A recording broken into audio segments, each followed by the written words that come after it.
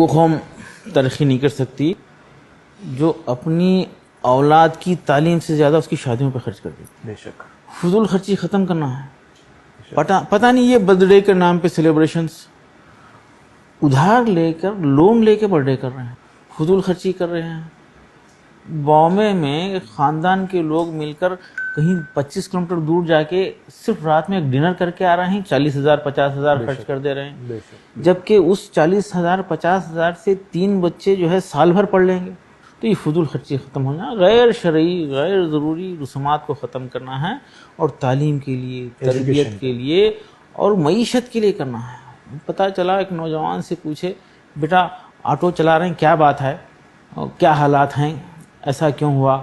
تو بتا رہا ہے کہ جب گریجویشن میں ایڈمیشن لے رہا تھا بڑی آپا کی شادی ہوئی تھی, پینشن کے پیسے ختم ہو گئے تھے ابا کے, اور جب کچھ کاروبار کرنے کی سوچ رہا تھا چھوٹی بہن کی شادی ہو گئی اور گھر بک گیا. اور یہ نوجوان آٹو چلا رہا ہے. ایک دن کا ڈرامہ, جبکہ بہترین نکاح وہ ہے, حدیث پاک کا مفہوم ہے, بہترین نکاح وہ ہے جس میں کم خرچ ہو. اب میں اکثر ذکر بولتا ہوں, کھل کے بولتا ہوں, بہترین کا اپوزٹ بدترین, کم خرچ کا اپوزٹ زیادہ خرچ.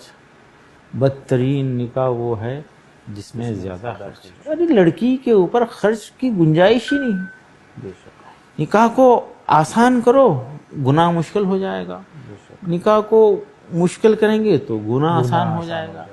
یہ بات سمجھنا چاہیے. تو میں ملک بھر میں ریکویسٹ کر رہا ہوں کہ نکاح کے دن کی دعوت تام کا بائیکاٹ کریں, دعوت تام کا بائیکاٹ کریں, نکاح میں شرکت کریں. اور ولیمہ غریبوں کا خیال رکھتے ہوئے, کفایت شرعی سے, فضول خرچی سے, دکھاوے نام و نمود سے بچتے ہوئے ولیمہ کریں, شادی کو آسان کریں. یہ ایک بڑا کام ہے جس کی وجہ سے تبدیلی کی امید کی جا سکتی ہے.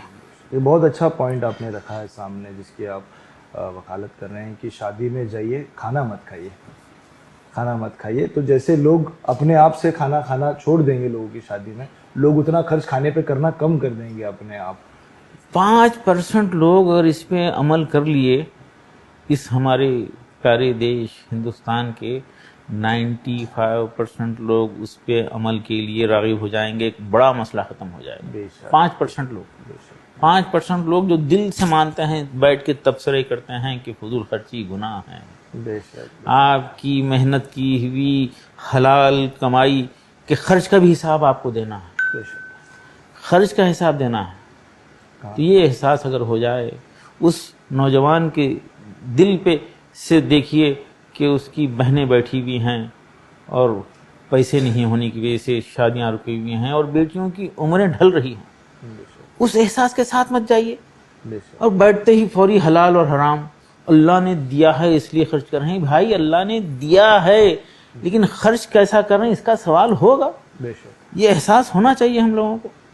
تو اس کے لیے اگر کوشش ہوں, 5% لوگ اگر اس پہ عمل کریں گے, بائیکاٹ کر دیں گے صاف, تو انشاءاللہ 95% لوگ بھی اس پہ عمل کے لیے راغب ہو جائیں گے.